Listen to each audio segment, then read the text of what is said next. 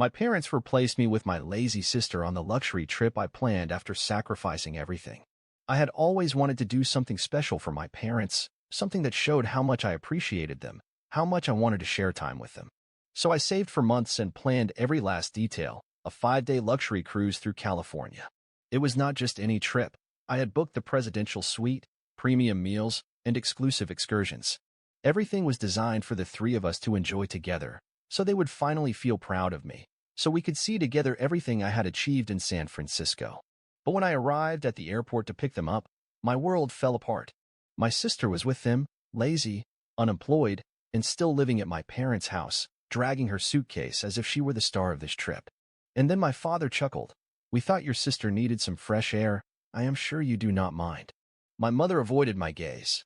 My sister did not even say thank you. I was paralyzed. The welcome sign I had made with such enthusiasm slipped from my hands. I could not process it. This was my trip, my gift, my chance to connect with them, and they, without telling me, without consulting me, without even caring how I would feel, had decided that my sister would take my place. They did not say, "I am sorry." They did not ask if I agreed. For them, it simply did not matter. As my sister settled into the passenger seat of my rental car, taking out her phone to check her games, a bitter certainty hit me. This was not just about the cruise. It was about my whole life, and for the first time I knew something had to change. The ship set sail the next day. The sun was shining and the sea breeze was as refreshing as a deep sigh, but none of that calmed me. I was trapped between the beauty of the ocean and the fury I felt inside. My sister, as always, was immersed in her world, ignoring any attempt at conversation, while my parents, so comfortable in their routine, did not seem to notice the discomfort in the air. The first few hours on the ship were a disaster. The presidential suite I had so carefully booked now felt empty, incomplete. At first, I tried to pretend everything was okay. I joined my parents and my sister in the cruise activities, trying to enjoy the luxury I had paid for with so much effort. But the emotional distance between us was palpable. Every smile my sister gave my parents was like a reminder that I was not enough for them. At night, at the gala dinner, my father was especially affectionate with her, praising her great attitude and how much fun she was having. My mother, as always, nodded, happy to have her daughter by her side. Meanwhile, I could barely swallow the first bite. The feeling that my place had been usurped intensified with every word, with every gesture that left me aside. Was it my fault? Why did I always have to be the one who sacrificed, the one who put my own desires on the back burner to please them? The question repeated itself over and over in my mind, while the sea, impassive, continued its course. This cruise was not just any luxury for me. It was a symbol of everything I had achieved, everything I had sacrificed to get here. I spent almost a year saving every penny I could, giving up my own vacations, taking extra jobs, putting aside everything others might consider a break to be able to finance every detail of this trip. I thought that, finally, my parents would see what I had accomplished. Finally, they would see that I had become someone successful, someone worthy of their recognition and their time. I had researched for weeks about the best cruise, reviewed every review, compared prices, made calls to make sure everything was perfect. I wanted them to feel proud. I chose the presidential suite, the one with a private jacuzzi, the balcony overlooking the sea, and an infinity pool that I had seen in photos and that I knew they would love. I planned the excursions, booked dinners at the best restaurants on board, and even got a premium wine package, something my father adored. I thought it would be the perfect trip, a trip that would seal my relationship with them once and for all, something that would show that even though I was far away, even though I lived my life in San Francisco, I still loved them. I still wanted to be a part of their world. But instead of being a gift, everything I had planned turned into a bitter lesson in invisibility. My parents, apparently, had not even stopped to think about the sacrifice I had made to give them this luxury. When I left them the forms to complete the online booking process, I never imagined that they would put my sister's name instead of mine. Of course, she did not have a job, she did not have responsibilities, and she still lived under their roof. Why not put her? After all, I was never considered the main son. My sister, with her carefree attitude and stagnant life, was more convenient for them. I remember that moment perfectly. I was at home after a long day at work when I received the call from the travel agency. They told me that the name on the reservation had been changed without notice. I froze, unable to believe it. My sister would take my place on this trip that I had planned for months. I tried to talk to my parents. I tried to make them understand how I felt. but the indifference in their voices was palpable. My father, as always, minimized my feelings. "Oh, we've taken care of everything," he said, as if exchanging me for my sister was the most natural thing in the world. "They just transferred your place to your sister's name. Everything is confirmed." It hurt me deeply. It was not just the money I had invested. It was not just the effort and planning. But what hurt me the most was the rejection, the constant comparison to my sister. Everything I had done to make the trip perfect, to make it special for the three of us, was irrelevant. My sister, who had not even been part of the process, would take my place. And when I saw them getting into the rental car, when I saw my father guiding my sister as if she were the special guest, and I heard his jokes about her getting carsick, I felt that everything I had done for them did not matter at all. My sacrifices, my work, everything seemed so insignificant compared to the comfort of my sister, who was simply there, doing nothing, while my effort vanished like an unfulfilled dream. The fury I felt at that moment was not just about the cruise. It was about years of unrecognized effort, ignored sacrifices, of always being the secondary son. Everything I had achieved in my life, everything I had done to distance myself from the dysfunctional family, seemed to be in vain. My place, the one I had earned, the one I thought I finally deserved, was given to my sister without thinking about how it would affect me. But at that moment, with the sound of the car engine filling the air, an idea began to form in my mind. I could no longer continue to be the one who always gives, the one who always takes a step back, the one who always gives and so that others are comfortable. I was tired of being the forgotten one. If my family could not see what I had done for them, if they could not value my effort, then it was no longer worth continuing to fight for their approval. It was time to change the rules. My birthday arrived, but it was not the day I had imagined. I had spent weeks, even months, waiting for something special, a gesture that showed that my parents really saw me, that they cared about me in the same way that I had cared about them. I hoped that this year, my birthday would be different. After all, I had sacrificed so much for them. I had given so much without asking for anything in return. I thought that at least, on my day, they would see what really mattered. The surprise, however, came like a slap in the face. Instead of receiving a gift, some token of affection, I found something completely different. They called me to come over to their house, and even though my intuition told me something was not right, I went because I wanted to believe that they would finally surprise me with something meaningful. Upon arriving, I found an unusual atmosphere. There were no balloons, no cake. Instead, my mother greeted me with a smile that did not reach her eyes and asked me to wait while she and my father prepared something. I did not understand what was going on. My mind was full of questions. "Where's the gift?" I kept repeating in my head. The house was silent, as if nothing was going to happen. When they finally sat down with me, my parents started talking about my sister, as if my birthday was not important. My mother mentioned that although there was something she wanted to give me, she preferred to wait a little longer. She wanted me to stay with them, to be part of the family celebration.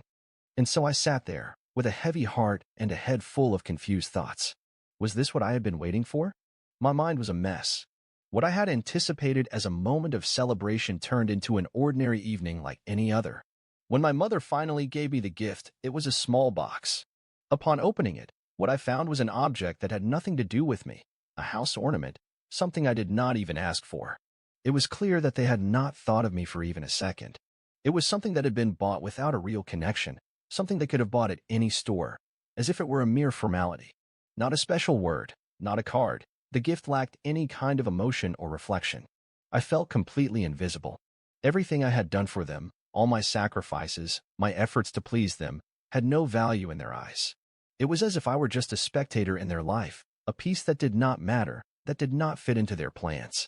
I did not ask for great luxuries or grand gestures. I just wanted to feel that my effort was worth something, that the love I gave them was reciprocated. But all I received was a show of indifference. The worst thing was not the gift itself. It was the emptiness I felt at that moment, the emptiness of not being seen, of not being considered, of just being the son who was taken for granted. That night, after dinner, I retired early. I could not stop thinking about everything I had done to be a part of their life, to make them happy, and how that meant nothing to them. I could not stop thinking about how my sister, who had done nothing, always seemed to have a special place in their heart. I realized that I had been looking for validation in the wrong places. I had hoped that my parents would see everything I had done, but in the end, I realized that they had never really seen me.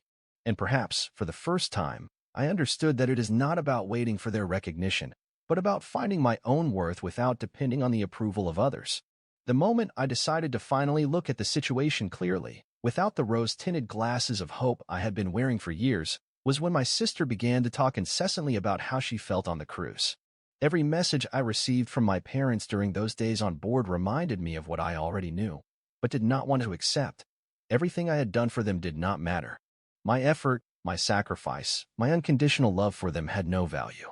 What they wanted was not a genuine connection with me. What they wanted was to maintain the comfortable dynamic in which they did not have to worry about anything, in which my sister remained the favorite daughter, the one who did not need to make any effort. It was during those days that I realized something I had ignored for so long. I was the son who did everything right, the one who always made an effort, the one who always met expectations, the one who was always there when they needed me. But it was never enough. I was always in the background, relegated to the place of the responsible son, while my sister received all the attention for doing nothing. It was as if my worth as a person depended on how well I could fit into their family narrative, a narrative that did not really include me. The frustration consumed me even more when I started receiving photos from the cruise. My parents with ear-to-ear smiles, showing me how well they were having it. My sister posing in front of the infinity pool, the same one I had imagined for them, smiling as if she had been a part of all this from the beginning. And worst of all, my parents enthusiastically sharing how much they were enjoying the trip that, in a way, had been mine. The pain I felt seeing those photos was not just about the fact that they were enjoying something I had planned with so much love, but about realizing that they did not have the slightest awareness of what I was feeling. They were completely oblivious to the sacrifice I had made for them. The calls also started to change. At first, they were messages of enthusiasm, telling me how my sister was enjoying the trip, praising how well she was behaving. My father even asked me to send them pictures of my apartment, as if that would make me feel better. But as the cruise progressed and the calls multiplied, I noticed that the responses became more hurried, more uncomfortable. It was clear that something was not right, that something had changed in the family dynamic, but they did not want to admit it. For a moment, I wondered if there was any solution to all of this. I thought about calling and expressing how I felt, talking openly with them. But deep down, I knew that nothing would change. My words would fall on deaf ears, as they always had. My parents, accustomed to the comfort of indifference, would continue to make me feel invisible, and my sister, always the spoiled one, would never understand my pain, because for her, the world revolved around her without any effort. So, I made a decision. I would stop waiting for something that would never come. I would stop seeking their approval, trying to fit into a mold that was not mine. I was no longer going to be the son who always gives and never receives, the son who is always willing to give in while others enjoy. I decided to stop, and the first thing I did was stop answering their calls. At first, the emptiness I felt was overwhelming. There was a part of me that wished everything was different, that hoped that someday they would recognize everything I had done. But another part of me, the deepest part, knew that this was the only way to free myself. I had spent too many years looking for something that would never come, and now it was time to look for something much more important, my own peace. The rage I felt in those days was not only for the trip they had stolen from me, it was for years of invisible sacrifices, of hard work that went unrecognized, of unrequited love. But it was also a rage that was empowering me, because I was learning, finally, that my worth did not depend on them. And that was the moment that began to change everything. The silence after the decision was overwhelming. At first, I found myself trapped in a mix of emotions, a slight sense of relief, but also a deep sadness. I had put a wall between my family and me, and although I knew it was necessary for my well-being, the emptiness left by that disconnection felt like an open wound. My parents no longer called me, and my sister no longer wrote to me. It was as if I had disappeared from their lives, and that, somehow, hurt me. But I knew that the pain was a natural consequence of my choice, and that pain was not going to last forever. It was the transition to something bigger, to a life where, finally, I could be myself, free from the expectations of others. Days and weeks went by, and although at first the loneliness was uncomfortable, I began to realize something important. This was my opportunity to rediscover myself. I had been so busy trying to meet the wishes and demands of others that I had lost touch with myself, with what I really wanted in life. Without the distractions of my family, without the expectations they projected onto me, I found myself, for the first time, with the need to ask myself what I really wanted. I began to take more time for myself, to reflect, to explore my own interests. Studying, which had always been an obligation for me, began to become a source of personal satisfaction. I was no longer chasing grades to make them happy. Now I studied because I was interested, because I really wanted to understand more about my career, about the world around me. I discovered new passions, things I had never had time to explore, and little by little, my life began to take a different direction. Loneliness taught me to be my own companion. I learned to enjoy my own company, to find comfort in my thoughts and achievements. Before, I depended on external approval to feel valid, but now I understood that validation had to come from myself. I found myself with the need to build a life in which my worth was not tied to what others thought of me, but to what I thought of myself. However, the process was not easy. Despite the freedom I was beginning to experience, there were times when I felt the temptation to return to my old life, to seek again the acceptance of my parents, to try to fit into a family that did not understand me. I wondered if I had done the right thing, if the distance I had created was too great, if someday I would regret not having given reconciliation a chance. But every time those thoughts arose, I reminded myself why I had made this decision, to stop being invisible, to stop being a shadow of who I really am. Little by little, life began to balance itself. My circle of friends, which had always been in the background, began to have a more important place in my life. They were the ones who really knew me, the ones who did not judge me, the ones who accepted me as I was. I began to build more authentic relationships, to seek the company of those who valued my presence without the need for expectations. Over time, the connection with my family changed, although not in the way I had hoped. My parents, initially bewildered by my distance, began to realize that something had changed in me. They began to wonder why I no longer responded to them with the same availability, why I was no longer willing to give in to everything. But I was no longer the submissive and complacent son I had always been. Now I was someone who had learned to say no, to defend my own boundaries. The healing process was long, but vital.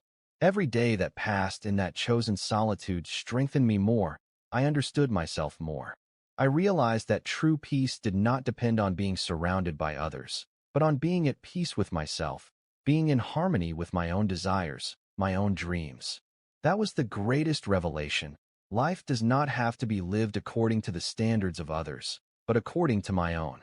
In the end, I understood that the distance I had created was not a definitive break, but an opportunity to redefine relationships. My parents and my sister may never fully understand why I made that decision, but now I knew that the most important thing was that I understood myself. And that, finally, gave me the freedom to be who I really am. Today, after several months of immersing myself deeply in my life without the constant pressure of my family, I began to realize something important. I had found a new way to be in the world, one that gave me a freedom I had never experienced before. But as time went on, I also began to perceive a certain nostalgia for those times when life seemed simpler, more connected. I felt that I had grown so much in such a short time, that the time had come to look back, to reconsider decisions I had made. Life had moved on, but the questions were still floating in my mind. Was this really the path I wanted to follow? Had it been the right decision to walk away from everything I knew? Loneliness, although initially terrifying, had transformed into a refuge that allowed me to discover a new version of myself. However, I also understood that I could not live alone forever, nor was absolute freedom the definitive answer. Life is not just about finding inner peace, but also about learning to live with others, finding a balance between the I and the outside world. That is when, one day, I decided to take the first step towards a gradual return. I did not want to go back to the life I had left behind, but I did not want to continue living in a bubble where connection with others was just a memory.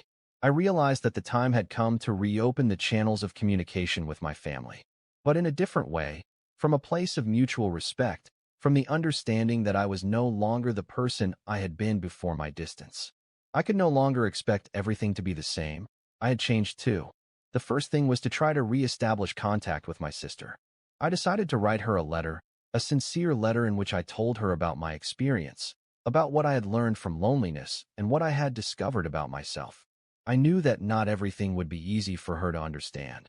But the important thing was that my words reflected my desire for her to understand that my departure had not been a rejection of her, but a personal need to grow and redefine who I was.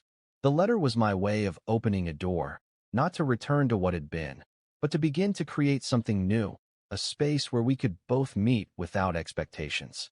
Contact with my parents was more complicated. They, at first, did not understand my letter or my need to establish a distance. It was painful to hear their responses, full of frustration and confusion. But I also knew that this reconstruction process would not be easy for them. I explained that my departure had been necessary to find myself, but that did not mean I rejected them. I let them know that the door was open for them, if they wanted, to walk with me on this new path, but that their respect for my own limits and decisions had to be a fundamental part of that relationship. The return to freedom did not mean abandoning everything I had learned or leaving behind the independence I had gained, but rather integrating those lessons into a new way of living in community, with family, with friends, and with the world in general. I began to find a balance between my personal desires and the reality of coexistence, understanding that not everyone was going to understand my point of view, but that mutual respect could build a bridge between my two worlds. The return to freedom was a continuous process, one that I still live today. At first, I felt that I had taken a step back, but I soon realized that what I had really done was move forward more consciously. The return did not mean going back to the starting point, but creating a new starting point. Now, freedom was no longer something that only existed in my isolation, but something I carried with me in every relationship, in every encounter. True freedom, I understood, is the ability to be yourself, to live on your own terms, but also to be able to share that authentic self with others, respectfully and in a balanced way. After having gone through this long process of introspection, of distancing myself to find myself, of reconnecting with my family under new terms, the time came to make the final decision. What kind of life did I want to live from now on? I had learned so many valuable lessons, but now it was necessary to decide how to apply them in a way that was consistent with my personal evolution. The tension between the desire for freedom and the need for connection remained a constant in my life. Sometimes I felt that by returning to my old life, even if in a different way, I could lose the independence I had worked so hard to achieve. At the same time, life without a support network, without the presence of others, was beginning to feel empty and superficial. I had discovered that although freedom is an essential value, true freedom also lies in the need to share, to interact, and to be part of something bigger than oneself. I remember a conversation with a close friend, someone who had also gone through a similar growth process. We sat down to talk about our experiences, and he told me something that resonated deeply within me. Freedom is not about escaping from others, but about being able to be yourself while connecting with them. At that moment, I understood that freedom was not just an isolated space. It was a way of being in the world, a way of being in relationships that were genuine, not forced. That reflection led me to rethink many things. I did not want to live in a constant tug-of-war between autonomy and connection. I wanted a life where both could coexist harmoniously. The first step was to accept that there was no single way to be free, but that freedom could take different forms in different contexts. True freedom involved being able to adapt, find balance, and not see my relationships as a threat, but as a field for mutual growth. I made the decision to take responsibility for my own actions, to live my life according to my own rules, but always within a framework of respect for others.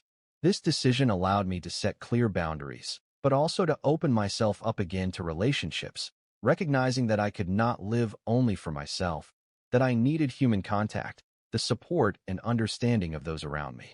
The relationship with my family was one of the first to benefit from this new perspective.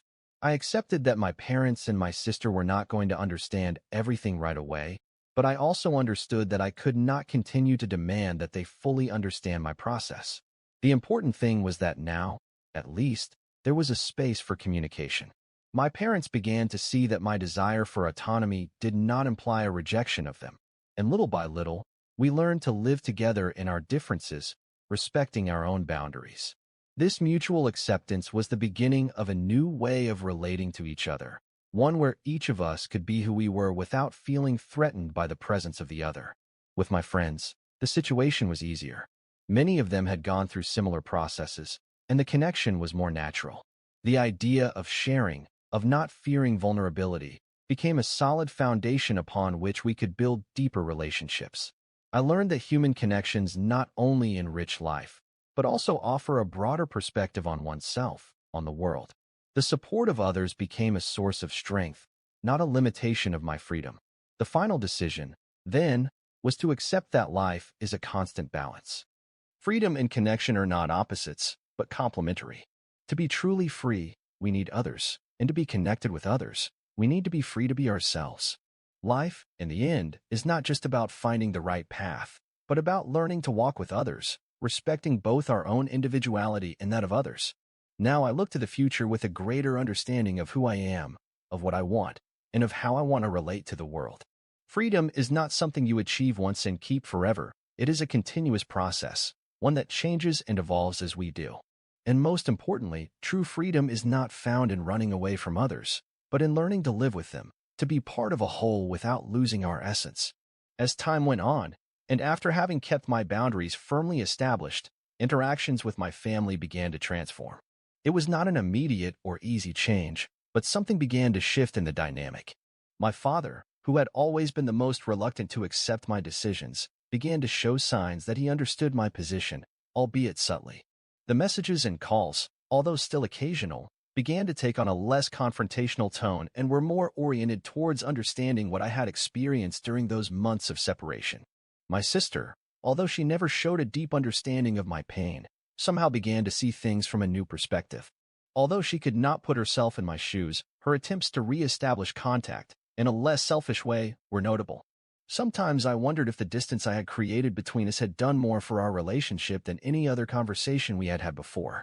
Perhaps the absence, the lack of my presence, gave her space to reflect on what I had really been doing for her and the family, without expecting anything in return.